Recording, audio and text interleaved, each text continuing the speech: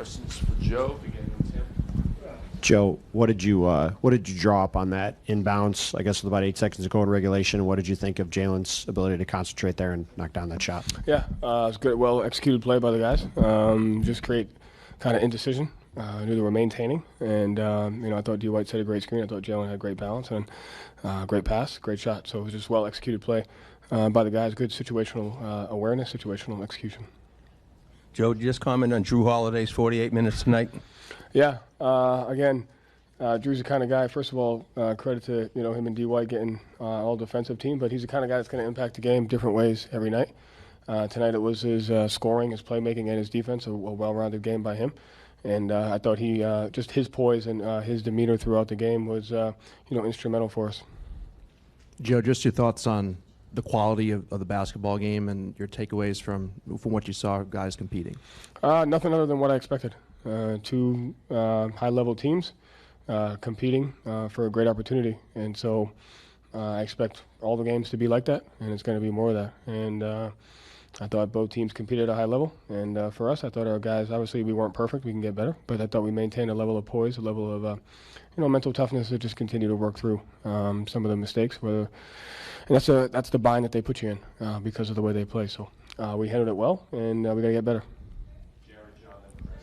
How hard was it to control the tempo against this team, and then especially the way that Tatum was able to kind of slow things down to be physical at the end? How do you feel like you're able to find control in overtime?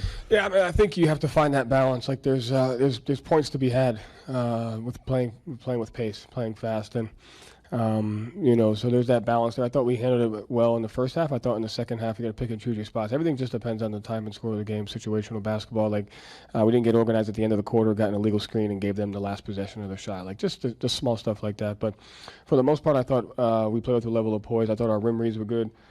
15 turnovers. I think two of those were illegal screens, and some of them were at the rim. So you're just going to have to find that balance. There's times where you're going to have to play fast with them, and there's going to be times where you have to execute. Joe, you had a couple of times where the lead was up to 12 or 13. Obviously, they're potent. They're going to make their runs as well. But what could you have done in those spots to kind of maybe hold off and minimize their runs?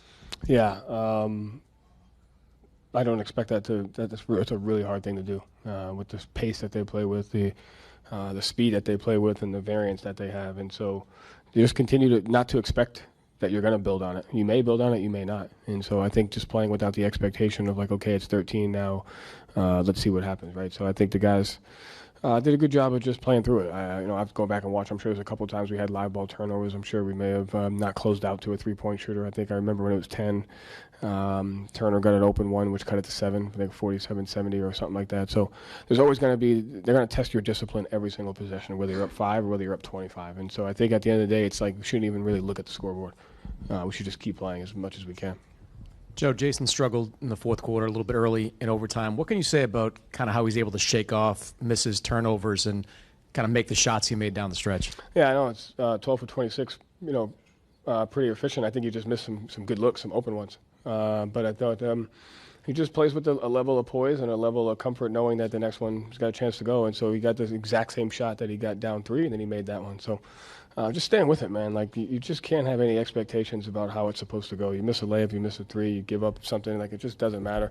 And I thought our guys had that kind of mindset, and credit to him. Just changing the frequency. He was handling a little bit, then he was screening, spacing, got some catch and shoot shots. So I thought it was just a well-executed game by the guys in the fourth quarter. Joe, Jason was a plus 20 in his 45 minutes. What made him just so effective on the floor? You took him out at the end of the third, and that's when Indiana immediately made their run. What was he doing to be so effective when he was on the floor? I think the other guys played a part in that as well. But for the most part, I thought his shot selection was good. I thought the ability to either handle and screen got us open looks for whether it was himself and others. And I thought for the most part he competed defensively. But have to see what the lineups are, but I'm sure other guys played a part in that. Jalen shot, rebounding, defense. So I think it was on everybody. Okay, thank you, Joe. Thanks.